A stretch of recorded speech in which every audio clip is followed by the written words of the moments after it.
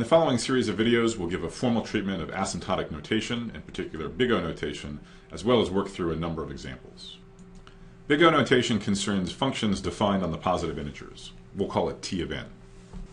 We'll pretty much always have the same semantics for T of n. We're going to be concerned about the worst case running time of an algorithm as a function of the input size n.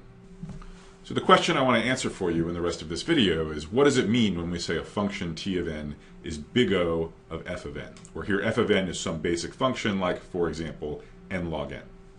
So I'll give you a number of answers, a number of ways to think about what big O notation really means. But for starters, let's begin with an English definition. What does it mean for a function to be big O of f of n? It means eventually, for all sufficiently large values of n, it's bounded above by a constant multiple of f of n. Let's think about it in a couple other ways. So next I'm going to translate this English definition into a picture, and then I'll translate it into formal mathematics.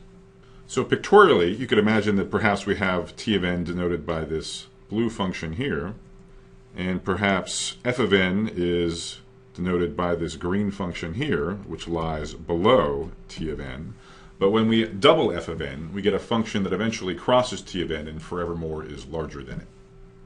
So in this event, we would say that T of n indeed is big O of f of n. The reason being that for all sufficiently large n, once we go far enough outright on this graph, indeed a constant multiple times f of n, twice f of n, is an upper bound on T of n.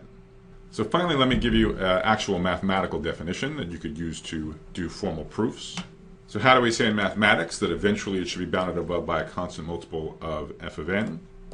We say that there exist two constants, which I'll call c and n naught, so that T of n is no more than c times f of n for all n that exceed or equal n naught.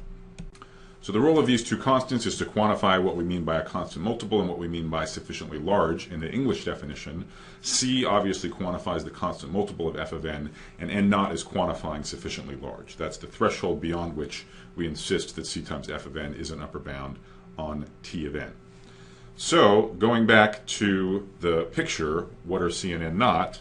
Well, c of course is just going to be 2, and n naught is the crossing point. So if we look at where 2 f of n and T of n cross, and then we drop the asymptote, this would be the relevant value of n naught in this picture. So that's the formal definition. The way to prove that something's big O of f of n, you exhibit these two constants, c and n naught, and it better be the case that for all n at least n naught, c times f of n upper bounds T of n. One way to think about it, if you're trying to establish that something is big O of some function, it's like you're playing a game against an opponent, and you want to prove that this inequality here holds, and your opponent wants to show that it doesn't hold for sufficiently large n. You have to go first. Your job is to pick a strategy in the form of a constant c and a constant n naught, and your opponent is then allowed to pick any number n larger than n naught. So the function is big O of f of n if and only if you have a winning strategy in this game. If you can upfront commit to constants c and n naught so that no matter how big an n your opponent picks, this inequality holds. If you have no winning strategy, then it's not big O of f of n. No matter what c and n naught you choose, your opponent can always flip this inequality by choosing a suitable large value of n.